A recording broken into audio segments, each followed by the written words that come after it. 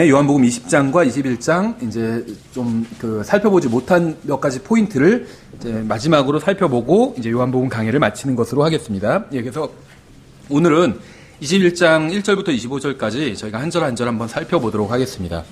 예, 먼저 그 이해를 돕기 위해서 20장 30절부터 보도록 하겠습니다. 20장 30절에 보시면 실로 예수님께서 자기 제자들 앞에서 이 책에 기록되지 않은 다른 표적들도 많이 행하셨으나 이것들을 기록함은 예수님께서 하나님의 아들 그리스도이심을 너희가 믿게 하려 함이요 또 믿고 그분의 이름을 통해 생명을 얻게 하려 함이니라. 분명히 요한복음의 기록 목적, 특히 더 확장해서 본다면 성경의 기록 목적이 무엇인지 이제 명확하게 제시하고 있죠. 성경은 여러분이 알고 싶어하는 모든 것에 대해서 답을 주지는 않습니다. 하나님께서는 여러분이 반드시 알아야 하는 것만을 성경에 기록해 놓으셨어요. 불신자들이 하는 질문에 대한 답이 모두 성경에 나와 있는 것도 아니죠. 하지만 진실한 마음으로 영원한 생명을 구하는 사람들에게 필요한 모든 답은 성경에 다 나와 있습니다. 그러니까 성경엔 모든 것이 다 나와 있지는 않지만 우리가 알아야 되는 모든 것은 다 나와 있다는 거예요. 성경에서 침묵을 지키는 부분이 있죠. 근데 이러한 부분에 대해서 알아내려고 시간 낭비를 할 필요가 전혀 없어요. 아담과 이브가 선악과를 따먹지 않았다면 어떻게 되었을지 궁금해하는 사람들도 있습니다. 하지만 선악과 따먹었잖아요. 그렇죠? 이 세상에 죄가 들어오지 않았다면 어땠을지 궁금해하는 사람도 있어요. 하지만 세상에 죄가 들어왔습니다. 이스라엘 민족이 예수님을 메시아로 받아들였다면 어떻게 되었을까? 이런 거 궁금해하는 사람도 있지만 예수님을 받아들이지 않았습니다. 그렇죠? 성경에 나오지 않는 것 중에 우리가 알아야 할 것들이 있다고 생각하는 사람들이 있을지 모르지만 하나님께서는 우리가 알아야 할 중요한 모든 것들은 성경에 기록해 두셨어요. 그럼 성경에 나오지 않은 것은 우리가 몰라도 된다는 거예요. 그렇죠?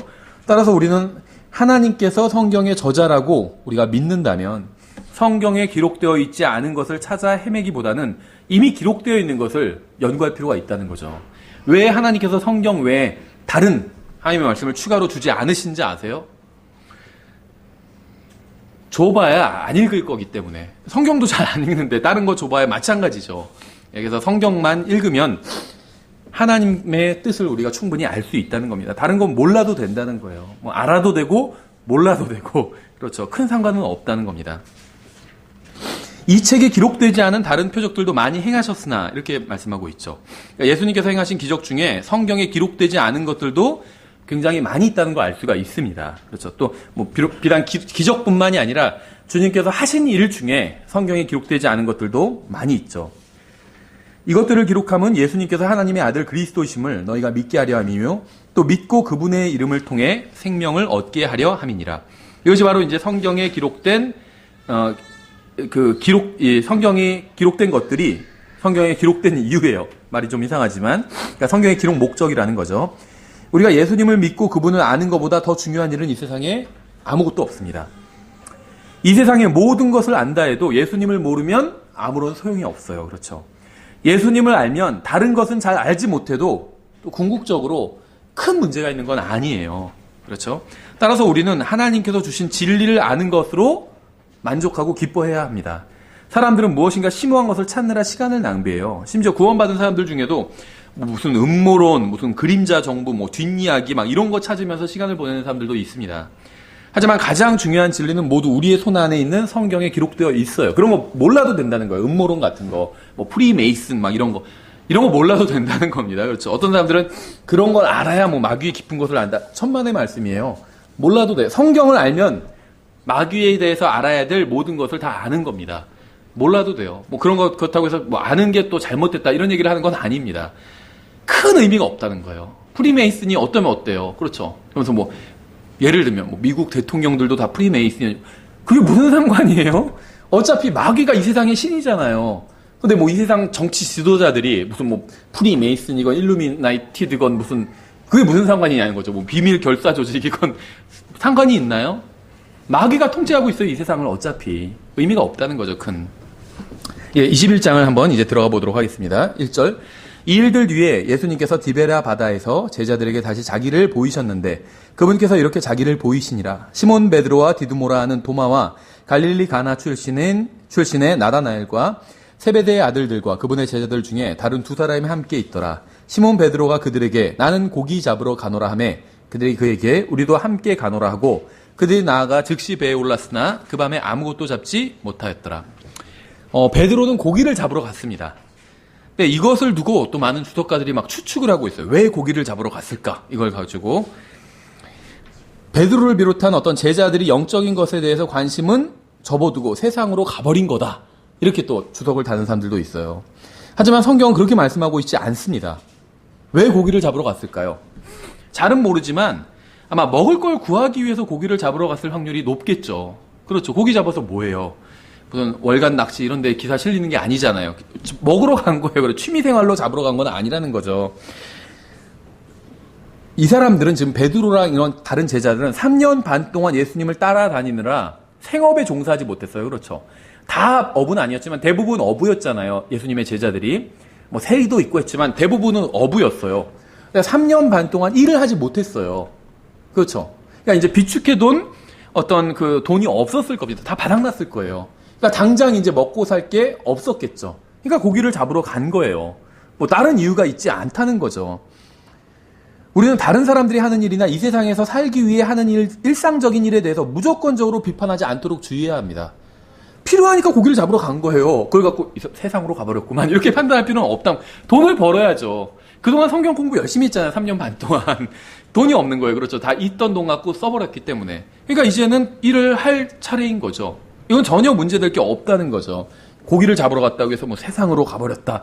이런 식으로 비판하는 건 좀 너무 의미 없는 비판인 것 같아요. 특히 자신이 성경대로 믿는 사람이라고 주장하는 경우에 다른 사람을 향해서 이런 비판을 하는 경우가 너무 많아요. 자신이 하지 않는 것을 하거나 자신이 하는 것을 하지 않는 사람을 볼 땐 그 사람을 세상적이라고 비판한다는 거죠. 난 이걸 하는데 저 사람은 왜 저걸 해? 세상적이다. 이렇게 얘기한다는 거죠. 반대로 나는 또 이걸 안 하는데 저 사람은 그걸 해? 세상적이다. 이렇게 비판한다는 거죠. 사정이 있을 수 있어요. 우리는 몰라요. 왜 빠졌는지, 왜 그 형제가 성경 공부에 참석하지 못했는지 몰라요. 함부로 비판하면 안 된다는 거예요. 그게 정 걱정되면 그 형제가 세상으로 가는 것 같아서 정 걱정하면 그 형제를 위해서 기도해주면 되잖아요. 만나서 권면해주면, 사정을 들어보면 되고, 권면해주고, 내가 도와줄 게 있으면 도와주면 되는 거지, 아, 저 형제가 세상으로 갔구나. 교회 안 나오고 보니까. 이렇게 함부로 판단할 수는 없다는 겁니다. 그렇죠. 물고기를 잡는 건 죄가 아니에요. 잡아먹으라고 그랬어요. 오히려 하나님께서는. 그렇죠. 물고기를 잡는 건 죄가 아닙니다. 베드로가 그 고기 잡으러 간 건 절대 죄가 아니라는 겁니다. 물론 이제 주일 예배를 빠지고 낚시를 하러 갔다. 이건 죄입니다. 그렇죠. 근데 그게 아닌 이상은 일반적으로 낚시하러 가는 것 자체는 죄가 아니라는 거죠. 그들이 그에게 우리도 함께 가노라 하고, 그러니까 이제 사람들을 보면 천성적으로 지도자 역할을 하는 사람이 있는가 하면 추종자가 되는 사람도 있습니다. 100%다 그런 건 아니지만 자기 어떤 타고난 성품에 거슬려서 또 반대 일을 하는 사람도 있지만 그 타고난 성품이 지도자 역할, 리더 역할을 하는 사람이 있어요. 항상 어디 가도 갑자기 뭘 하자고 막 주장하고 사람들을 설득해서 데리고 가고 이런 사람이 있고 그냥 특별한 생각 없이 따라가는 사람이 있고 저는 사실은 리더보다는 추종자 성향이 되게 크거든요. 뭐 먹으러 가자고 한 것도 뭐 그렇게 사실 저는 주장이 크게 없어요. 그냥 내가 좋아하는 거 먹으러 가면 좋지만 아니래도 그냥 따라간다는 거죠. 지금까지는 대부분의 삶을 그렇게 살아왔습니다. 그래서 이렇게 막 리더로서, 지도자로서 뭘 하는 거, 이런 거는 사실 잘 못해요, 저는. 근데 이제 성향이 그런 걸 잘하는 사람들도 있죠. 뭐, 지도자의 성향을 가지고 있느냐, 아니면 추종자의 성향을 가지고 있느냐, 이건 중요하지 않아요. 태어날 때부터 좀 더 그런 어느 한쪽으로 성향이 치우칠 수 있고, 이건 절대 죄가 아닙니다. 이 세상엔 리더도 필요하고, 지도자도 필요하고, 또 추종자도 필요해요. 누가 따라오는 사람도 필요하다는 거죠. 그 자체는 잘못된 게 아니에요. 다만 만일 추종자의 성향을 내가 가지고 있다면, 내가 누군가를 따라가는 그런 입장이라면 내가 누구를 따를 것인지를 정말 신중하게 결정해야 된다는 거예요. 내가 따르는 저 사람이 정말 제대로 된 길을 가고 있는 사람인가, 이걸 신중하게 결정해야 된다는 거죠. 마찬가지로 지도자의 성향을 가지고 있는 사람도 또 정말 신중하게 사람들을 인도해야 됩니다. 나를 믿고 따라오고 있는데 과연 내가 제대로 가고 있는 건가, 정말 하나님의 말씀에 비춰봐야 된다는 거예요. 그러니까 따라가는 사람도 하나님의 말씀에 비춰보고, 지금 저 사람이, 앞서가는 사람이 제대로 가고 있는 것, 그 사람을 따라가는 것 자체는 문제가 없어요. 바울도 나를 따르라 그랬잖아요. 나는 사람은 안 따를래요. 이렇게 얘기하는 게 꼭 정답만은 아니라는 거죠. 사람 따를 수 있어요. 바울도 나를 따르라고 했잖아요. 다만 따라갈 때는 저 사람이 과연 제대로 가고 있는 하나님의 말씀으로 계속 확인해 봐야 된다는 거예요. 그렇죠. 반대로 사람들을 끌고 갈 때도 마찬가지예요. 내가 정말 제대로 끌고 가고 있는지 하나님의 말씀으로 계속 확인을 해봐야 된다. 그렇게만 하면 문제가 없어요. 누굴 따라가도 또 누구를 끌고 가도 문제가 없다는 거죠. 여기서 따라가건 끌려가건 그 자체는 뭐 끌고 가건 그 자체는 성경적으로 뭐 그 죄가 아니라는 겁니다. 그렇죠? 근데 이제 아무도 물고기를 잡으러 갈 생각을 하지 않을 때 베드로는 물고기를 잡으러 간다고 했고 나머지 사람들도 그를 다 따라갔습니다. 그러니까 베드로가 특징이 지도자적인 어떤 그 기질이 있었던 거죠. 만약 여러분이 주위에 있는 사람들에게 영향력이 있고 지도력이 있다면 그런 사람들이 있죠. 영향력이 있는 사람들이 있어요. 막 말빨이 먹히고 어디 가서 사람들과 꼬여가지고 막 사람들을 이끌고 오고 이런 사람들이 있어요. 그렇다면 여러분은 사람들을 선한 길로 인도해야 됩니다. 여러분이 영향력이 있다면 그 영향력이 있는 만큼 선한 길로 사람들을 인도해야 된다는 거예요. 교회 가자고 그러고 복음 전하러 가자고 그러고 그렇죠. 성경 공부하자고 그러고 기도하자고 그러고 그런 영향력을 발휘해야 된다는 거예요. 나쁜 길로 인도하지 말고 여러분은 하나님의 사람들이 가야 할 길로 사람들을 인도해야 됩니다. 여러분이 어디에 있건 상관없이 어느 위치에 있건 좋은 쪽으로 사람들을 인도해 가야 된다는 거예요. 여러분이 추종자라면 여러분을 이상한 길로 인도하려는 지도자를 거부해야 됩니다. 그렇죠. 거기를 다 바꿀 수 없을 수 있어요. 예를 들면 내가 잘못된 교회를 다니고 있다면 그 교회 전체를 뜯어 고칠 수는 없어요. 그럼 조용히 내가 그 교회 안 나가면 되는 거예요. 거길 더 이상 따라가지 않으면 되는 겁니다. 여러분을 끌고 가려는 사람이 누구인지 알아야 돼요. 그가 어디로 데려가는지 알아야 됩니다. 반대로 여러분이 누군가를 끌고 간다면 또 내가 어디로 가는지 알아야 되고 4절에 그러나 이제 아침이 될 때 예수님께서 바닷가에 서 계시되 제자들이 그분이 예수님이신 줄 알지 못하더라. 왜 몰랐을까요? 좀 이상하죠. 문맥을 가만히 읽어보면 약간 이상해요. 예수님이 계셨는데 예수님인지 알지 못했다고 그러죠. 그때 예수님께서 그들에게 이르시되 애들아 너희에게 먹을 것이 있느냐 하시니 그들이 그분께 대답하되 없나이다 하매 그분께서 그들에게 이르시되 그물을 배의 오른편에 던지라. 그리하면 너희가 얻으리라 하심으로 그들이 던졌더니 이제 물고기가 많아 그들이 그물을 당길 수 없더라. 제자들은 주님의 말씀대로 해서 많은 물고기를 잡았습니다. 주님께서 물고기가 많은 곳을 아시고 그쪽으로 그물을 던지라고 하신 것인지 아니면 제자들이 그물을 던지는 쪽으로 물고기들을 몰아주신 것인지 이건 정확하게 알 수는 없죠. 그렇죠. 가능성은 두 가지 중에 하나예요. 주님께서 딱 보시니까 저쪽에 고기가 많아서 그쪽으로 던져라 이렇게 하셨을 수도 있고 아니면 저기에 던져라 해놓고 물고기를 몰아주셨을 수도 있어요. 그렇죠. 근데 확실한 점은 주님께서는 모든 것을 통제하신다는 사실이에요. 주님은 폭풍을 통제하시고 바다를 통제하시고 바람과 해와 달과 별들과 물고기들을 통제하십니다. 그렇죠. 큰 물고기에게 누구를 삼켜라면 삼키는 거고 뱉어라 하면 뱉는 거예요. 다 통제하신다는 거죠. 제자들은 단순히 주님의 말씀에 순종해서 많은 물고기를 잡을 수 있었습니다. 몰라요. 원인은 몰라요. 근데 다만 순종했다는 거죠. 그래서 엄청난 선한 결과가 나왔죠. 이게 순종이에요. 이유를 다 알고 순종할 수도 있겠죠. 몰라도 순종할 수 있어야 된다는 거예요. 이게 순종이에요. 하나님께서 말씀하시는데 난 아직 이해를 못해요. 그래도 순종하는 거예요. 그게 성경에서 말씀하시는 순종입니다. 그러면 결과는 항상 선한 결과가 나온다는 거, 좋은 결과가 나온다는 거죠. 우리에게 필요한 것도 바로 모든 것을 통제하시는 주님께 대한 믿음입니다. 그러니까 이 참된 순종은 믿음을 전제로 해요. 주님께서 정말 모든 것을 주관하시고 통제하신다는 믿음이 있다면 주님께 순종할 수 있겠죠. 근데 우리가 주님께 순종하지 못하는 이유는 믿음이 없기 때문이에요. 그렇죠? 정말 무슨 일을 하거나 배우자를 고르거나 할 때도 다른 건 다 순종해도 이건 순종할 수가 없습니다. 그거는 믿음이 없기 때문이죠. 주님께서 원하시는 사람과 결혼했다가 이상한 사람 보내주실까봐 괜히 그렇죠. 7절에 그러므로 예수님께서 사랑하신 그 제자가 베드로에게 이르되 그분은 주시라 하니 이제 시몬 베드로가 그분이 주시란 말을 듣고는 벗고 있었으므로 어부의 덫을 걸친 뒤 바다로 뛰어들더라. 이 창세기를 보면 처음에 죄가 인간 세상에 들어오기 전에 사람은 옷을 입지 않고 있었습니다. 그러니까 죄가 없는 상태에선 옷을 입지 않고 있을 수 있어요. 이런 경우가 있죠. 창세기 말고 또 있죠. 반복되잖아요. 아기들. 옷 입고 있지 않아도 전혀 이상하지가 않아요. 그렇죠. 아기들도 막 부끄러워하지 않고 아기를 보는 사람도 막 너무 부끄러워하지 않잖아요. 그냥 자연스러워요. 아기들이 벗고 있어도. 그렇죠. 왜냐면 아직 그 아기들에게 죄가 들어오지 않았기 때문이에요. 어떤 의미에서 무죄 상태라는 거죠. 그러니까 우리가 세대주의 공부할 때 이제 아담과 이브가 죄 짓기 전에는 무죄 상태로 분류하잖아요. 근데 요게 인간의 생애에서도 반복된다는 거예요.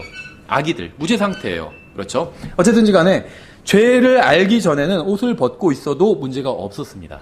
근데 죄를 알고 나선 입고 있어야 돼요. 이게 성경의 법칙이죠. 아담과 이브가 선악과를 먹고 죄를 짓게 되자 스스로 무화과 나뭇잎으로 앞치마를 만들어 입었어요. 성경에 분명히 앞치마라고 되어 있습니다. 그렇죠? 앞치마는 사람을 온전히 감싸주지 않고 앞에만 가려줘요. 앞치마만 입고 있을 수 없어요. 그렇죠? 다른 옷을 입고 그 다음에 앞치마를 입으면 괜찮지만 앞치마만 입고 있으면 잡혀가요. 무슨 변태로. 그렇죠? 이 앞치마만 입고 있으면 안 돼요. 그런데 어떻게 생각했는지 아세요? 아담과 이브가 서로를 보면서는 앞치마만 입으면 충분했다고 생각했어요. 왜 아담과 이브가 무화과 나뭇잎으로 앞치마만 만들어 입었을까요? 이왕 만들어 입으려면 무화과 잎으로 바지도 만들고 속옷도 만들고 윗도리도 만들고 코트까지 만들어 입었더라. 이렇게 돼야 될 것 같은데 앞치마만 만들어 입었대요. 왜 그랬을까요? 몰라요. 모르지만 만족했겠죠. 서로 보고. 야, 이 정도 입었으면 됐어. 서로 그렇게 얘기를 했겠죠. 부족했으면 더 무화과 나뭇잎은 많았을 거 아니에요. 더 만들어 입었을 거 아니에요. 그러니까 그거 갖고 충분하다고 생각했습니다. 앞치마를 입은 후에 그들은 더 이상 벌거벗지 않았지만 사실 충분히 입고 있지도 않은 거죠. 그렇죠. 입은 것도 아니고 벗은 것도 아니에요. 그렇죠. 근데 자기들끼리 봤을 땐 충분하다고 생각했어요. 야, 그 정도 가렸으면 됐어. 충분해. 이렇게 생각을 했죠. 언제 문제가 생겼죠? 주님께서 찾아오시자 자기들이 벌거벗었다는 사실을 알게 됐어요. 성경에 나와요. 창세기 3장 10절에. 왜 숨었냐 하니까 벌거벗었으므로 숨었나이다. 이렇게 고백하고 있어요. 근데 벌거벗지는 않았죠. 앞치마를 입고 있었어요. 그렇죠. 그러니까 뭐냐 하면 인간의 기준으로 보면 충분해 보일지라도 아담과 서로 봤을 땐 충분했어요. 앞치마면 충분하다 이랬는데 하나님의 기준에는 한참 못 미치는 그런 것들이 있다는 거예요. 그렇죠. 그래서 우리의 기준은 인간의 생각이 아닌 하나님의 말씀에 맞추어야 됩니다. 하나님께서 보실 때 충분해야 충분한 거예요. 앞치마 아무리 입어도 하나님의 기준에 못 미치죠. 그러면 벌거벗은 거나 안 입은 거나 똑같다는 거예요. 하나님께서 보실 때 벌거벗은 거나 마찬가지라는 거예요. 그렇죠?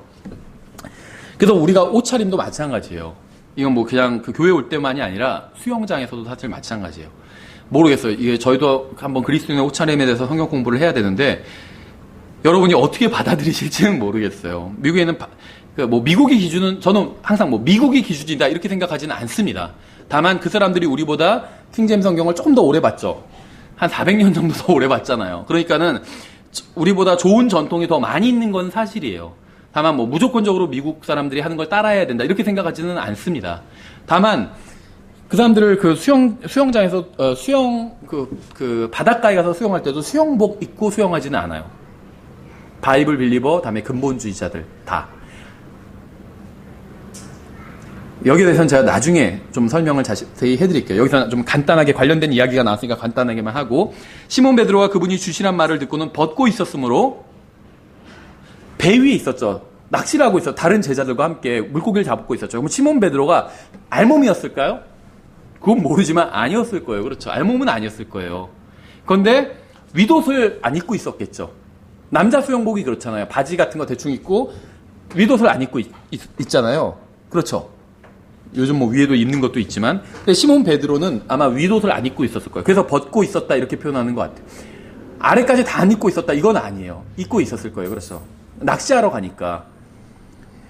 시몬 베드로가 그분이 주시란 말을 듣고 벗고 있었으므로 제가 그냥 상식적으로 이야기하는 거예요. 성경을. 벗고 있었으므로 어부에 덧옷을 걸친 뒤 베드로는 주님 앞에 나갈 때 옷으로 자신의 몸을 덮어야 한다는 사실을 본능적으로 알고 있었습니다. 아담으로부터 물려받은 거예요. 아담도 본능적으로 알았죠. 하나님께서 오시면 우리끼리는 앞치마 입고도 괜찮은데 그렇잖아요. 집에서 앞치마 입고 대충 그냥 속옷 같은 거 입고 있잖아. 예를 들면 신혼부부가. 근데 갑자기 부모님 오시면 어떡하죠? 갑자기 막 차려입잖아요. 그래도 그렇죠. 하나님이 오시니까 이렇게 입으면 안 된다는 걸 안 거예요. 그래서 숨어버린 거잖아. 차려입을 옷이 없으니까. 그래서 하나님께서 때마침 그런 사정을 아시고 옷 선물을 갖고 오셨잖아요. 코트. 다 덮어버릴 수 있는 코트를 갖고 오셨던 거죠. 여기서도 마찬가지예요. 베드로가 벗고 있었어요. 윗 옷을 벗고 있었겠죠. 근데 주님 앞에 나아갈 때는 몸을 덮어야 된다는 걸 알고 있었던 거예요.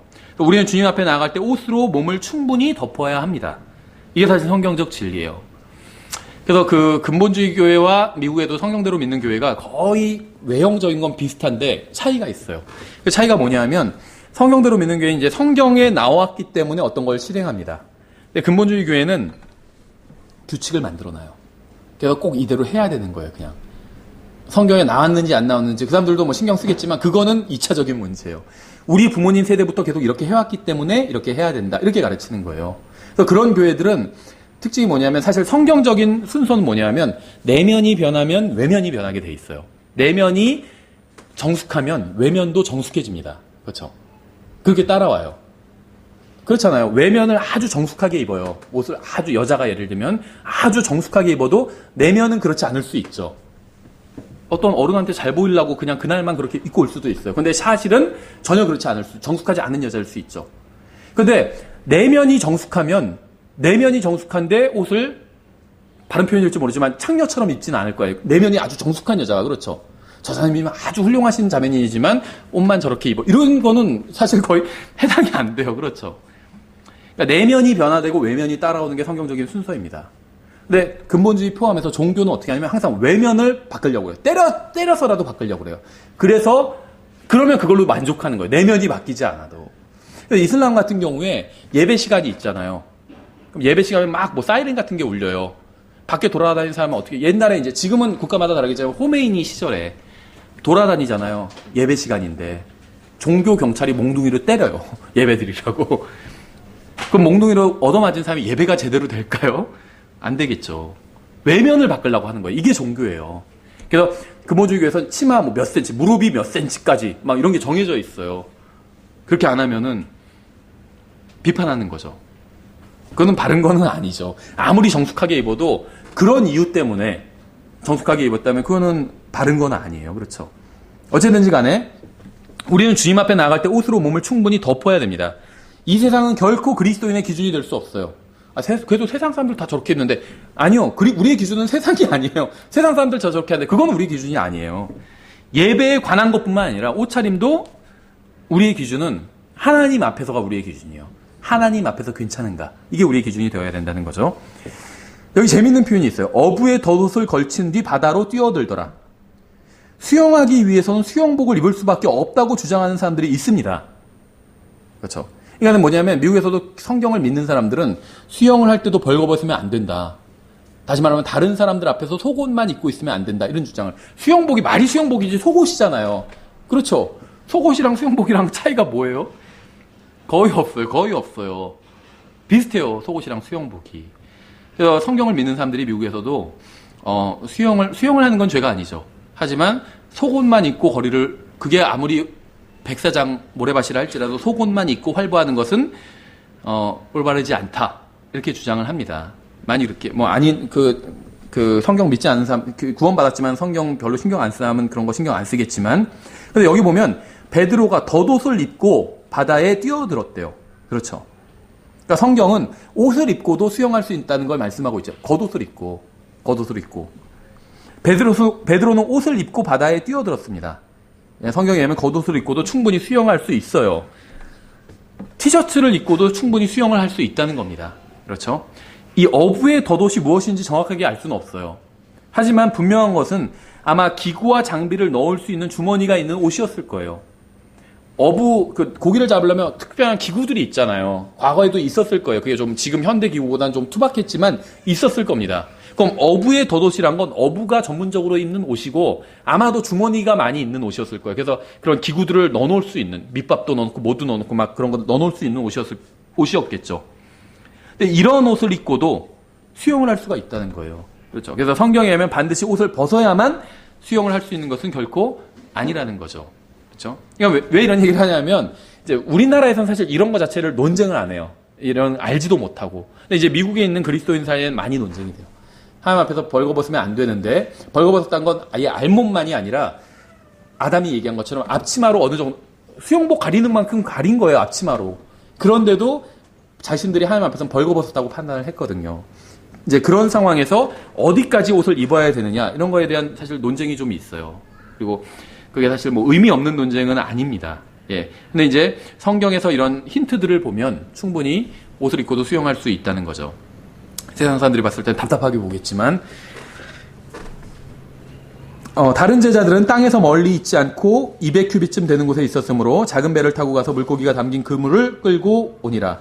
그들이 땅에 올라와 곧바로 숯불이 거기에 있음을 보았는데 그 위에 물고기가 놓여있고 빵도 있더라. 예수님께서 그들에게 이르시되 지금 너희가 잡은 물고기를 가져오라 하시매 시몬 베드로가 올라가서 큰 물고기가 가득한 그물을 땅으로 끌어당기니 153마리나 있더라. 거기에 있던 모든 것이 이같이 많았으나 그물이 찢어지지 아니하였더라. 처음 구원받았을 때 대부분 주님을 향한 열정이 있지만 이제 지식은 없는 상태였죠. 그러다 시간이 지나면 지식은 늘어나지만 열정이 식어버리기도 합니다. 베드로는 주님을 향한 열정을 가지고 있었어요. 주님을 보자 바로 옷을 입고 물속에 뛰어들었습니다. 생각해 보세요. 주님 다 어떤 큰 배에 있다, 고기 잡는 배에 있다가 주님을 보자 베드로는 물속에 뛰어들어서 헤엄쳐서 왔죠. 다른 제자들은 성경에 보니까 작은 배를 타고 왔다 그래요. 누가 더 빨리 왔을까요? 작은 배를 타고 온 사람들과 수영해서 온 사람과. 잘은 모르지만 수영을 아무리 잘해도 작은 배로 오는 게 훨씬 빨라요. 그렇죠. 근데 베드로는 열정이 있어서 이렇게 했던 겁니다. 그러니까 열정이 도움이 될 때도 있고 도움이 되지 않을 때도 있어요. 그렇죠. 베드로는 어쨌든 간에 주님을 향한 열정을 가지고 있었습니다. 주님을 보자 바로 옷을 입고 물속으로 뛰어 들어갔어요. 그러니까 다른 제자들은 보다 이성적으로 행동했습니다. 그저 물속에 뛰어들기보다 작은 배를 타고 무트로 올라온 거죠. 그래서 어떤 방법으로 주님께 나오느냐는 문제가 되지 않습니다. 수영해서 왔다고 해서 잘못된 거고 배를 타고 왔다고 해서 야 베드로 봐라. 베드로는 지금 저렇게 한마디로 버선발로 나왔는데 너희 뭐 하는 거냐. 주님께서 그렇게 책망하지 않으셨다는 거예요. 그런 거는 그게 중요한 문제가 아니라는 겁니다. 어떤 방법으로 주님께 나아오느냐는 문제가 되지 않는다는 거예요. 그래서 나와 다른 방법으로 누군가 주님께 나간다고 해서 그걸 시비 걸지 말라는 거예요. 정죄하지도 말고. 그렇죠. 배를 타고 가도 되고 수영해서 가도 돼요. 주님께만 나아가면 됩니다. 그렇죠. 우리는 각자 주님께서 맡겨주시고 부르신 대로 주님을 섬겨야 됩니다. 거리 설교를 하지 않는 사람, 거리 설교하지 않는 사람을 함부로 판단해서는 안 돼요. 집마다 돌아다니면서 복음을 전하지 않는 사람은 그렇게 하는 사람을 함부로 판단해서는 안 됩니다. 나는 이런 식으로 복음 전하는 게 좋은데 그럼 그렇게 하세요. 다른 형제는 또 다른 식으로 전하는 게 좋으면 그렇게 하면 되는 거고. 그렇죠. 그러니까 이걸 함부로 내가 하지 않는 방법이라고 해서 그걸 함부로 판단해서는 안 된다는 거예요. 자기한테 시킨 대로만 하면 되는 거예요. 주님께서 자기에게 시킨 대로. 여기 이제 문제의 구절이 나오죠. 큰 물고기가 153마리나 있더라. 이 153이 의미하는 것이 무엇일까요? 성경 처음 읽는 사람이 이거 읽어보면 꼭 질문해요. 153, 왜 153마리나 물고기를 잡았냐. 모나미 볼펜도 153이잖아요. 그렇죠. 모나미 153. 거기 갖다 붙인 거라고 하는데 이 153의 의미가 무엇일까요? 이거 의미 아는 사람 아무도 본 적이 없어요. 설명하는 사람은 본 적이 있지만 의미를 아는 사람은 본 적이 없어요. 그래서 저는 그냥 모르겠어요. 그리고 이거에 아무 의미 없는 숫자가 아닌가 이렇게 생각해요. 솔직히. 주석가들도 이 숫자에 대해서 여러 가지 추측을 하지만 그러한 추측들 중에 성경적인 것은 아무것도 없습니다. 이 숫자에 대해서 제가 읽은 것 중에 가장 인상적인 해석은 이거였어요. 153은 예수님의 지상사역으로 인해 주님께 직접적인 축복을 받은 사람들의 숫자와 일치한다. 어떠세요? 그럴듯한 말 같지만 아무런 근거도 기준도 없어요. 이 말은. 오병이어 기적을 체험한 사람만 해도 적어도 5,000명 넘어가잖아요. 그렇죠. 어떤 사람들은 주님의 재림 때 이 세상 국가의 수가 153이다. 왜 이런 얘기 했을까요? 마태복음 보니까는 나중에 물고기 잡아가지고 막 그 조물고기, 나물고기 나누잖아요. 그게 이제 주님의 재림에 대한 비유로 보여주는 예언적 비유거든요. 그래서 아마도 이 세상에 153개의 국가만이 남아있을 것이다. 민족이 남아있을 것이다. 이런 주장하는 사람이 있고. 이것도 아무런 근거가 없어요. 그냥 자기 뇌피셜이란 말을 요즘 하더라고요. 무슨 말인지 아세요? 오피셜이란 말이 있잖아요. 정식적인 어떤 그런 근거가 있는 거. 근데 근거가 자기 뇌래요. 자기 생각한 거. 그래서 뇌피셜이래요. 뇌피셜이에요. 자기 뇌가 근거예요. 최근에도 무슨 범죄 저지른 사람이 그랬다고 그러죠. 자기 머릿속에서 누가 시켰다고. 그런 거예요, 이게. 국가가 153국가가 남을 거. 이런 게 성경에 어디 있어요. 아무런 근거가 없어요. 제가 들은 것 중에 가장 논리적인 답변 중에 하나는 이 153이 무엇인가에 대한 논리적인 답변은 이거였어요. 1부터 17까지의 모든 숫자를 더한 합이 153이다. 진짜로 1부터 17까지 더하면 153 나와요. 네. 근데 이게 또 성경의 진리와 무슨 상관이 있어요. 그냥 수학 좋아하는 사람이 더해본 거지 그냥. 의미가 없다는 겁니다. 이거는 아무것도. 물고기가 왜 153마리나 잡혔는지 알 수 없지만 분명한 사실은 모두 아침 식사 재료였다는 거예요. 그렇죠. 그래서 제가 그냥 추측이에요. 제가 이우진 형제는 이렇게 성경을 가르친다. 어디서 이런 얘기 하지 마시고 추측이에요. 아마 거기 사람들이 많이 모여 있었는데 그 사람들에게 필요한 양이 153마리가 아니었을까. 전 그냥 이렇게 생각을 합니다. 제 생각이에요. 주님께서는 제자들에게 물고기를 제공해 주셨습니다. 그렇죠? 이 채식을 주장하는 사람들이 있지만 그건 성경적인 식습관과는 무관합니다. 어떤 사람들은 성경적 식습관의 기준으로 다니엘서 1장을 제시하지만 다니엘의 세 친구가 콩죽만 먹었잖아요. 그래서 육식을 먹지 않고 이 콩죽만 먹었다. 이게 성경적 다이어트다. 이런 주장하는 사람들이 있는데 이건 성경의 다이어트가 아니라 바빌론 다이어트예요. 바빌론 다이어트. 바빌론에서 그렇게 먹은 거잖아요. 성경의 다이어트와는 상관이 없다는 거죠. 예수님께서 그들에게 이르시되 와서 먹으라 하시니 제자들이 그분이 주신 줄 알므로 아무도 선생님이 누구시니까 하고 감히 그분께 묻지 아니하더라. 이상하죠. 아까 주님을 몰라봤다고 그랬잖아요. 그렇죠. 근데 제자들은 또 주님을 알고 있었어요. 왜 이런 얘기를 할까요? 한 챕터 내에서 주님인 줄 몰랐다고 했다가 또 주님을 주신 줄 알므로 왜 이렇게 얘기하고 있을까요? 이제 성경에서 명확하게 이야기하고 있지 않지만 이제 이건 나름대로 성경적인 추측을 한번 해본 겁니다. 제가 아마도 주님께서 모습을 계속 바꾸셨기 때문일 거예요. 주님께서 모습을 바꾸셨기 때문일 거예요. 엠마오로 가는 두 제자가 예수님 몰라봤잖아요. 그러니까 예수님이 부활하신 이후에 모습이 분명히 바뀐 게 사실이거든요. 그러니까 예수님을 가까운 거리에서 섬겼던 제자들도 몰라봤어요. 그러다가 갑자기 또 예수님을 알아보게 되죠. 예수님께서 모습을 계속 바꾸셨을 거예요. 아마도. 그렇죠.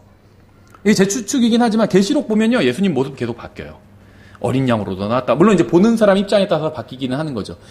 유다 지파의 사자로도 나왔다. 모습이 계속 바뀌어요. 예수님의 모습이. 계시록 1장에서 어떤 모습이죠? 막 정말 아주 오랫동안 살아계신 무슨 노인의 모습을 하고 나오죠. 흰 머리가 아주 흰 머리에 정금 같은 발에 정말 엄청난 모습을 하고 등장하시잖아요.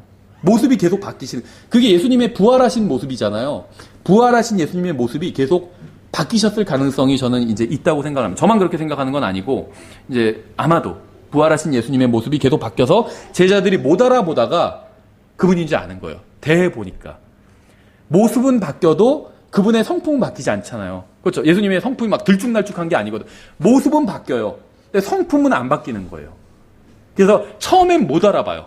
대화를 나눠보면 대번 알아요. 그렇게 말씀하시는 분은 그분밖에 없기 때문에. 그렇죠. 근데 왜 제가 이런 주장을 하냐 하면, 왜 모습이 바뀔 필요성이 있었을까요? 고정된 외형이 없어야 사람들이 형상을 만들거나 그림으로 그리지 못할 것이기 때문에. 생각해 보세요.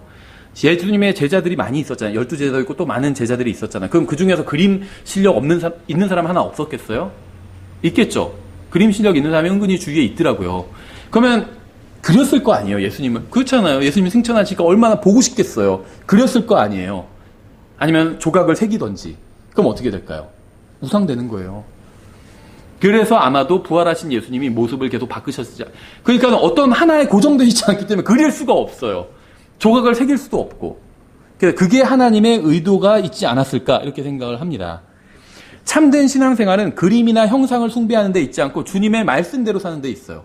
주님과 교제를 하고 처음엔 못 알아볼 수 있어요. 근데 대화를 나누면 알아요. 이분이 그분이란 걸. 그렇죠? 이게 참된 신앙생활을 하는 사람의 특징이라는 거예요. 사람들은 예수님이 유대인처럼 생겼을 것이라고 생각하지만 유대인들은 예수님이 음행을 통해서 태어났다고 주장을 했습니다. 왜 그럴까요? 뭔가 예수님이 좀 혈통에 문제가 있잖아요. 외모가 뭔가 달랐던 거예요. 그렇죠? 아마 주님의 외형이 일반적인 유대인들과는 달랐기 때문일 확률이 있죠. 그러니까 우리는 예수님의 피부색이나 외형에 대해서는 아는 것이 없습니다. 어떤 분은 이제 솔로몬의 노래에 나온 그 모습이 예수님의 모습이다 이렇게 주장하는 분들도 있어요. 킹제임스 성경 믿는 진영에서도. 성경에 그렇단 말이 어디 있어요. 그냥 솔로몬과 그 술람민 여인의 관계는 교회와 예수님의 관계를 상징적으로 보여주는 거죠. 솔로몬이 예수님이 아니잖아. 술람민 여인이 교회가 아니고 상징적으로 보여주는 것뿐이에요. 그러니까 솔로몬의 모습이, 솔로몬의 노래에 나온 그 남자의 모습은 그건 솔로몬의 모습이에요. 예수님의 모습이라고 일 수도 있겠지만 단정할 수는 없다는 거예요. 그렇죠? 성경에선 예수님이 어떻게 생겼다 그런 기록이 없어요. 그게 예수님한테는 의미가 없기 때문에. 그렇죠? 예수님이 잘생기면 어떻고 인간의 기준으로 봤을 때 못생기면 어떨 거예요? 의미가 없다는 거죠. 그렇죠? 정말 중요한 건 내면이거든요. 그렇죠? 네, 우리가 변호사 찾아갈 때 잘생긴 변호사 찾아가지 않거든요. 내가 그 사람이랑 결혼할 것도 아닌데. 네, 실력 있는 변호사, 정직하게 정말 내 일을, 내 사건을 자기 일처럼 해줄 사람을 찾아가는 거예요. 내면이 중요해요. 잘생긴 의사 소용이 있나요? 상관없어요. 잘생긴 건 못생긴 건 전혀 상관없어요. 내 병에 대해서 잘 알고 고쳐줄 수 있는 의사가 중요하지. 예수님의 생긴 거는 중요하지 않아요. 우리한테는. 피부색이나 외형 이런 거 전혀 중요하지 않습니다. 성경은 이러한 것들에 대해서 철저하게 침묵하고 있어요. 그런 거에 조금이라도 묘사했다가 사람들이 거기에 가중치를 두고 그걸 막 섬길까 봐. 그렇죠. 중요한 것은 외형이 아니라 그분이 어떤 분이신가 하는 점이에요. 주님의 외형이 어떠한지는 우리에게 전혀 중요하지 않습니다. 우리는 외형 때문에 주님을 사랑하는 것이 아니라 그분의 내면 때문에 주님을 사랑해요. 그렇죠. 13절. 이에 예수님께서 오셔서 빵을 가져다가 그들에게 주시고 물고기도 그와 같이 하시니라. 이제 이것은 주님께서 죽은 자들로부터 일어나신 뒤에 세 번째 자기 제자들에게 자기를 보이신 것이더라. 제자들은 주님께 음식을 공급을 받았습니다. 우리도 마찬가지죠. 우리를 먹이시는 분은 바로 주님입니다. 그래서 우리는 식사할 때마다 주님께 감사를 드리는 거예요. 그래서 우리가 식사 기도다 이렇게 얘기하는데 뭐 식사 기도도 기도라고 부르는 게 문제는 전혀 없지만 영어로는 그냥 ask blessing이라고 하거든요. blessing. 그냥 축복. 예. 15절. 이처럼 그들이 먹은 뒤에 예수님께서 시몬 베드로에게 이르시되 요나의 아들 시몬아 내가 이것들보다 나를 더 사랑하느냐 하시니 그가 그분께 이르되 주여 그러하나이다. 내가 주를 사랑하는 줄 주께서 아시나이다 하매 그분께서 그에게 이르시되 내 어린 양을 먹이라 하시고. 굉장히 유명한 본문이죠. 여기서 나오는 이것들은 물고기를 가리키는 것이 분명합니다.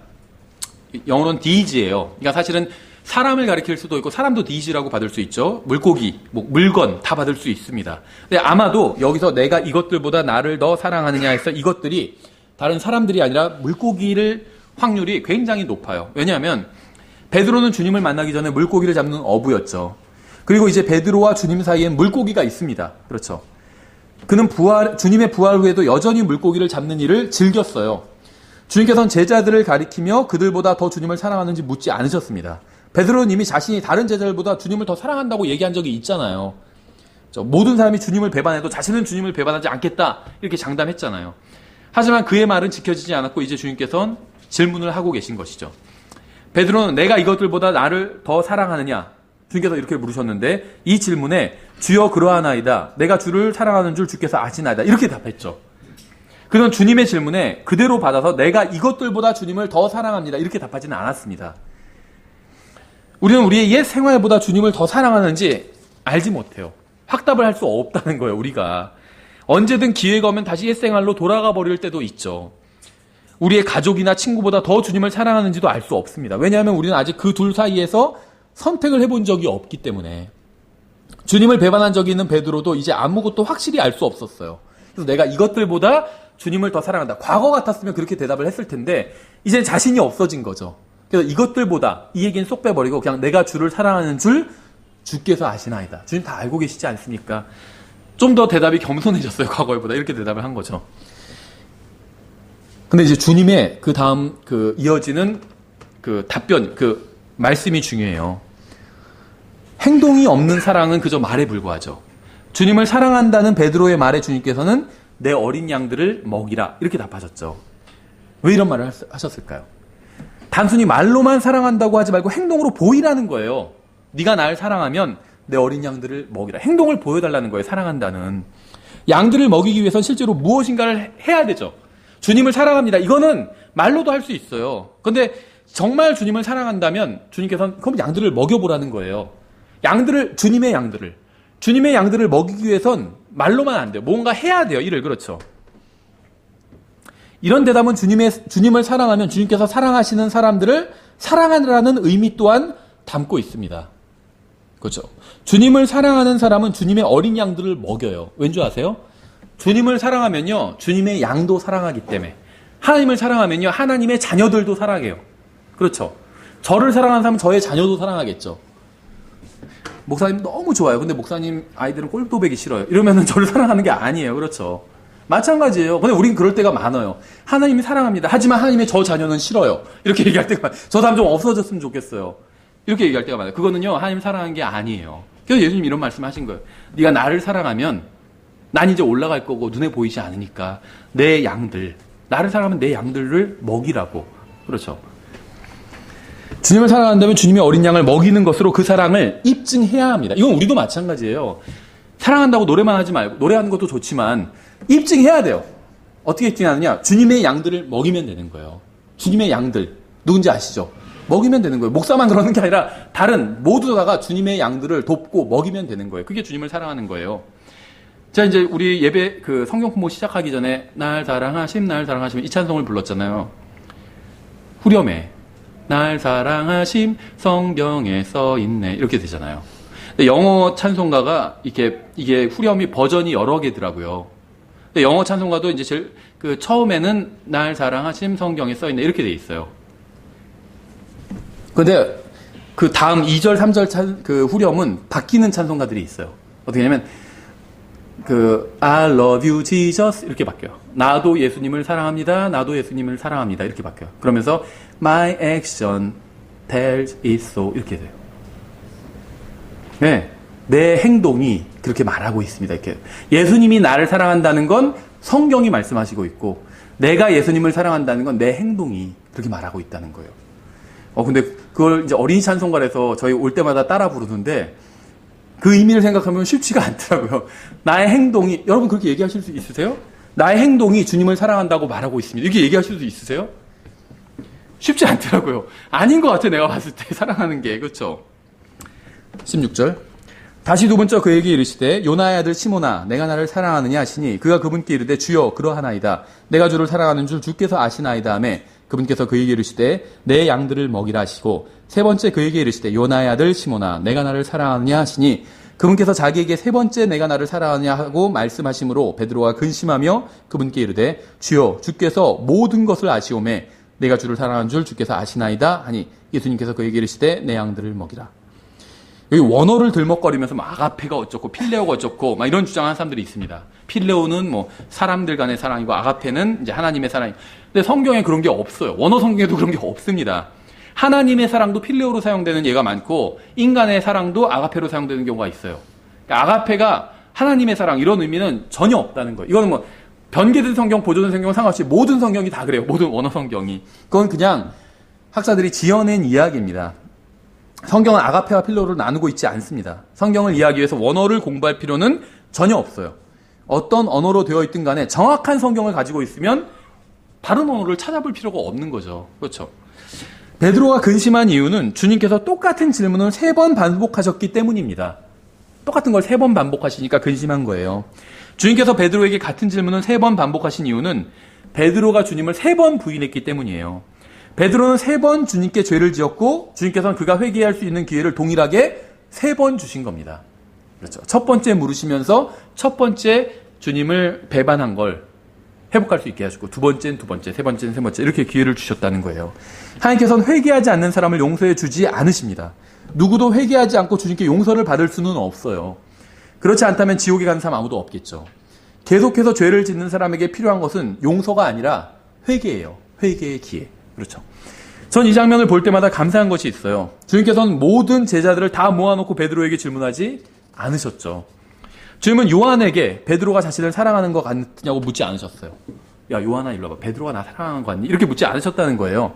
베드로에게 개인적으로 질문을 하셨습니다. 따로 불러서 따로 조용히 물으셨을 거예요. 주님의 목적은 베드로에게 망신을 주는 것이 아니라 베드로를 바로잡는 것이었어요. 그렇죠. 여러분도 주님께서 하신 것처럼 하시기 바랍니다. 어떤 사람과 문제가 있다면 그 사람에게 가서 문제를 해결하세요. 다른 사람에게 가서 그 사람 욕을 하거나 험담하지 말라는 거예요. 저 사람 정말 나 사랑하는 것 같아. 나 골탕 먹이려고 저런 짓 한 것 같지 않아? 이렇게 하지 마시라는 거예요. 그런 것 같으면 그 사람한테 가서 물어보시라는 거예요. 직접. 그렇죠. 만약 어떤 사람이 여러분에게 죄를 지으면 그 사람과 개인적으로 해결하십시오. 그래도 되지 않으면 그 다음에 다른 사람과 함께 가는 거예요. 그래도 되지 않으면 교회에게 알리는 거죠. 이게 성경의 순서예요. 마태복음에 나온. 처음부터 개인적으로 해결하지 않고 교회에 알리는 거. 이거는 성경적인 순서가 아닌 겁니다. 순서가 있다는 거죠. 만약에 베드로가 회개하지 않았으면 주님께서 알리셨을 거예요. 다른 사람에게. 다른 사람 증인으로 세워야 되니까. 근데 베드로가 회개를 했잖아요. 주님 앞에서. 그래서 다른 사람에게 알릴 필요가 없는 거죠. 베드로는 주님을 3번 부인했습니다. 주님께서는 베드로에게 주님을 사랑하는지 3번 물으셨어요. 베드로는 3번 모두 주님을 사랑한다고 답했습니다. 그러자 주님께서는 3번 모두 주님을 향한 베드로의 사랑을 입증해 보이라고 말씀하셨어요. 진정으로 주님을 사랑한다면 주님의 백성들을 섬길 것이기 때문에. 요한일서 4장에 나오죠. 어떤 사람이 나는 하나님을 사랑하노라 하고 자기 형제를 미워하면 그는 거짓말하는 자니 자기가 본 자기 형제를 사랑하지 아니하는 자가 어찌 자기가 보지 못한 하나님을 사랑할 수 있으리요. 3장 18절에서 나의 어린 자녀들아 우리가 말과 혀로만 사랑하지 말고 오직 행함과 진실함으로 하자. 나를 사랑하냐 하니까 예 사랑합니다 하니까 오케이 끝난 게 아니에요. 내 양을 먹이라. 말과 혀로만 사랑한다고 하지 말고 행동으로 보여달라는 거예요. 나를 사랑하면 눈에 보이지 않는 나를 사랑하면 눈에 보이는 내 형제들을 네가 사랑하게 될 거기 때문에 요한 1서의 말씀과 정확히 일치하죠. 예수님께서 지금 베드로와 나누신 대화가 근데 주께서 모든 것을 아시오. 세 번째는 내가 주를 사랑하는 줄 주께서 아시나이다. 두 번은 그렇게 말하다가 세 번째는 이제 베드로도 주께서 모든 것을 아시오매 이 말을 덧붙이고 있죠. 주님 다 아시지 않습니까? 이 얘기를 하고 있는 거예요. 좀 더 실제적인 이야기를 해보겠습니다. 여러분은 주님께서 모든 것을 아신다는 사실에 동의하시나요? 여러분의 생각 다 아신다는 사실에 동의하시죠? 만일 예수님께서 베드로의 마음을 아시고 모든 것을 아신다면 왜 주님께서 베드로에게 그가 주님을 사랑하는지 물으셨을까요? 주님 다 알고 계시잖아요. 베드로도 그걸 지금 얘기하고 있죠. 주님 다 아시지 않습니까? 이 얘기를 하는 거거든요. 그런데 왜 주님은 굳이 물으셨을까요? 사랑하느냐고. 주님께서는 우리의 마음을 아시지만 우리의 입술을 통해서 우리의 마음이 표현되기를 원하시는 거예요. 우리의 마음 상태를 주님께 표현하기를 원하셨다는 겁니다. 여러분은 주님을 사랑하시나요? 주님께서는 여러분 마음을 아세요. 하지만 주님께서는 여러분의 입술을 통해서 하는 주님을 사랑한다는 이 고백이 듣고 싶으신 거예요. 여러분의 기도와 찬양과 간증과 고백을 통해서 주님을 사랑한다는 고백을 여러분이 하기를 원하신다는 거죠. 단순히 주님을 사랑하는 것만으로는 충분하지 않습니다. 사랑한다고 말해야 된다는 거예요. 사랑한다고. 아내나 남편이나 자녀나 부모에게 사랑한다고 말을 해야 된다는 거예요. 마음만으로 사랑하는 것으로는 충분하지 않다는 겁니다. 입술로도 말해야 된다는 거예요. 쉽진 않지만 예. 마음이 없이 말로만 사랑한다고 하는 것도 문제지만 말이 없이 마음만으로 사랑하는 것도 문제라는 겁니다. 둘 다 있어야 돼요. 말로만 사랑해 마음은 없으면 이거 문제죠. 근데 마음은 사랑하지만 말은 안 해요. 이것도 문제라는 거예요. 둘 다 해야 된다는 거예요. 네, 성경에서는 그렇게 말씀하고 그래도 우리 한국 사람들은 묵직하게 마음은 안 그렇지만 말로는 그냥 투박하게 얘기하지만 마음은 사실 안 그래. 그건 한국 사람들이 그런 거고 성경은 얘기를 해야 된다는 거예요. 사랑해야 되고 사랑한다고 말해야 된다는 거예요. 이게 관계를 더 좋게 만들기 때문에 그렇죠. 마음과 말 모두 필요합니다. 사랑하는 마음을 갖고 있어야 되고 사랑하는 말을 해야 돼요. 따뜻한 말을 갖고 있어야 되고 따뜻한 말을 해야 된다는 거죠. 우리는 마음으로 사랑하고 말로 사랑하고 또 사랑을 행동으로 입증해야 합니다. 하나님께서는 우리를 마음으로 사랑하시고 주님께서 우리를 사랑하신다는 사실을 말로 알려주셨죠. 그리고 행동으로 입증해 주셨어요. 마음, 말, 행동 이것이 다 같이 가야 된다는 거예요. 주님은 그렇게 하셨어요. 우리를 마음으로 사랑하셨죠. 그 성경에 우리를 사랑한다고 써놓으셨죠. 사랑한다고. 그리고 나서는 자기의 사랑을 입증해 보이셨잖아요. 자기 자신을 희생해 주셨잖아요. 이게 성경이 말씀하시는 사랑하시는 방법이에요. 사랑의 방법이에요. 우리도 이렇게 주님과 다른 사람들을 사랑해야 돼요. 마음으로 사랑하고 말로 사랑한다고 하고 행동으로 또 보여주는 것. 이게 사랑의 방법이라는 겁니다. 18절 진실로 진실로 내가 내게 이르노니 젊어서는 내가 스스로 띠를 띠고 내가 원하는 곳으로 다녔으나 늙어서는 내가 내 손을 내밀 터인즉 다른 사람이 내게 띠를 띠워 내가 원하지 않는 곳으로 너를 데려가리라 하시니라. 이게 어떻게 보면 근데 이게 인생인 것 같아요. 그렇지 않나요? 구원받았든 그렇지 않든 상관없이 모든 사람들은 자신이 원하지 않는 곳에 가고 원하지 않는 일을 하면서 살게 되죠. 나이가 들수록 더 그렇게 되는 것 같아요. 또 힘도 없고 자식들 가는 대로 따라가게 되고 그렇죠. 19절 그분께서 그가 어떤 죽음으로 하나님께 영광을 돌릴지 표적으로 보여주시며 이것을 말씀하시니라. 그분께서 이것을 말씀하시고 그에게 이르시되 나를 따르라 하시니라. 구원받은 사람은 어떤 일이 닥치고 인생이 어떻게 흘러가든 상관없이 하나님께 영광을 돌릴 수 있습니다. 인생이 자기의 뜻대로 되지 않고 좋지 않은 일만 일어난다고 해서 주님께 영광을 돌릴 수 없는 건 절대 아니라는 거죠. 좋은 일이든 나쁜 일이든 우린 주님께 영광을 돌릴 수 있어요. 어떤 죽음으로 주님께 영광을 돌릴지 이렇게 얘기하고 있잖아요. 그렇죠. 잘 되는 것만이 영광이 아니라는 거예요. 죽음을 통해서도 안 좋은 일을 통해서도 영광 돌릴 수 있다는 거예요. 그 가운데서도 찬양을 드리고 주님께 영광이 돌아가요. 사도 바울이 복음을 열정적으로 전해서 막 몇천 명이 구원받는 그때만 하나님께 영광이 돌아가는 게 아니라 감옥에 갇혔을 때도 찬양을 드렸잖아요. 주님께 영광이 돌아가게 되는 거예요. 그렇죠. 누가 감옥에서 찬양할 수 있는 사람이 어디 있겠어요. 다 막 억울하다고 하고 막 그러고 있지. 근데 감옥에서 주님께 찬양할 수 있다면 억울한 일, 그것도 뭐 자기가 무슨 뭐 도둑질하다가 잡혀서 감옥 간 그런 게 아니라 그런 뭐 파렴치한 짓을 하다가 잡혀서 감옥에 가서 거기서 찬양해라 이런 얘기를 하는 게 아닙니다. 의로운 일을 했잖아요. 복음을 전하다가 감옥에 갔잖아요. 근데 원망하지 않고 찬양을 했잖아요. 그래서 주님께 영광이 돌아가는 것이죠. 20절. 그때 베드로가 돌이켜 예수님께서 사랑하신 그 제자가 따르는 것을 보았는데, 요한 말하는 거죠.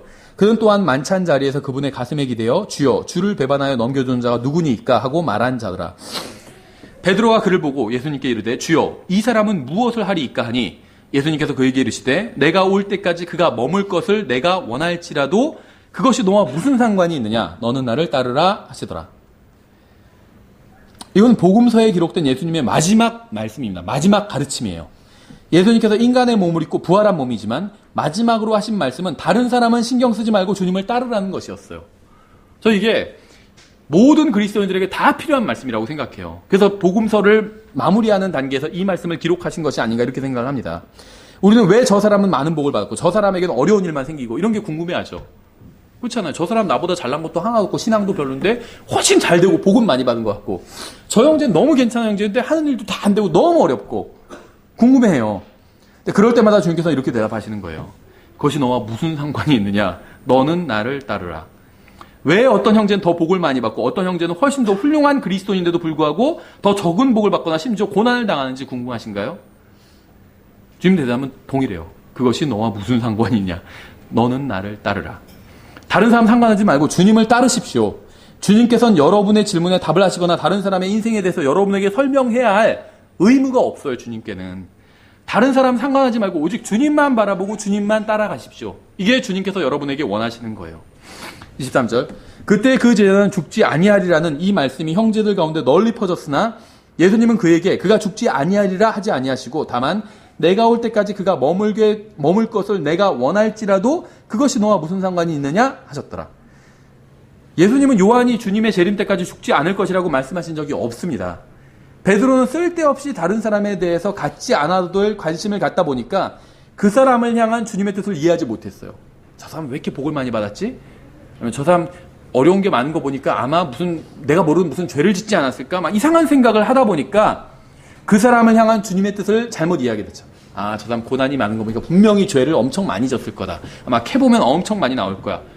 그래서 주님께서, 근데 사실은 주님께서 그 사람의 다른 목적으로 고난을 주신 걸 수 있는데, 죄와 상관없이. 죄와 상관없는 고난들도 많이 있거든요.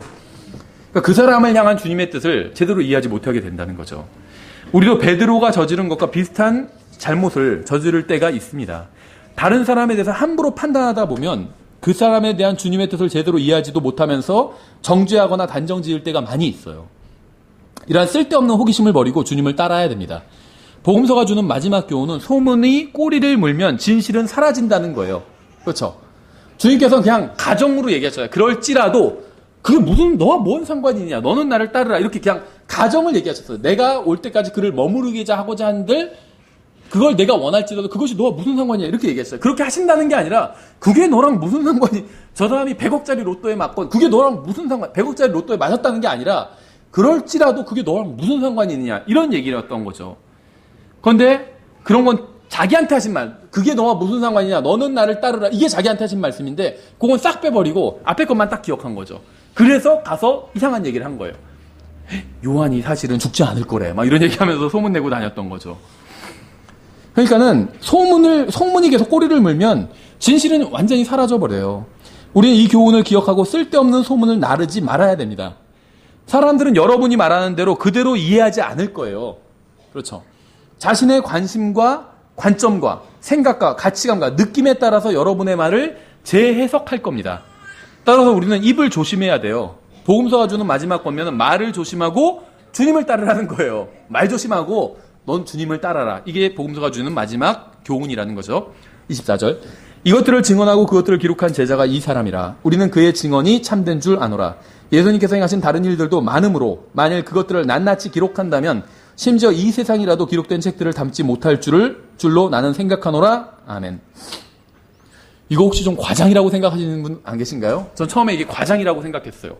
예수님께서 하신 일들을 기록한다면 이 세상이라도 그 기록된 책들을 두기에 모자르다는 거예요.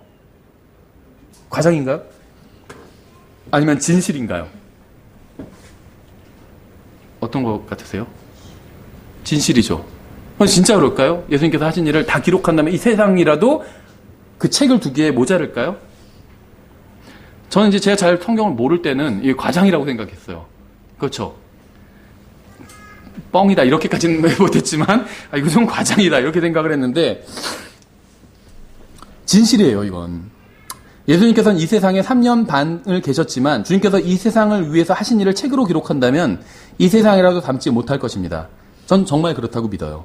왜냐하면 주님께서 모든 사람의 마음속에서 일하신 것은 이루 말할 수 없을 정도로 많기 때문에 지금도 일하고 계시잖아요. 사람들의 마음속에서. 그렇죠. 그걸 다 기록한다면 그건 정말 무한대의 기록이 될 거예요. 주님께서 우리의 인생과 마음속에서 하신 일만 해도 엄청나게 많은데 하물며 온 세상 모든 사람들의 인생과 마음속에서 하신 일이야 말할 필요가 없겠죠. 놀라운 점은 주님께서는 지금도 우리의 인생과 마음속에서 일하고 계시다는 거예요. 그래서 무한대로 기록이 나올 수밖에 없다는 겁니다. 다 기록하면. 그렇죠. 예, 그래서 저희가 요한복음을 일단 한 구절 한 구절 살펴보는 것은 여기까지로 마치도록 하겠습니다. 그래서 다음 시간에 말씀드린 대로 20장, 21장에서 저희가 살펴보지 못한 몇 가지 포인트를 보고 이제 요한복음 강해를 마치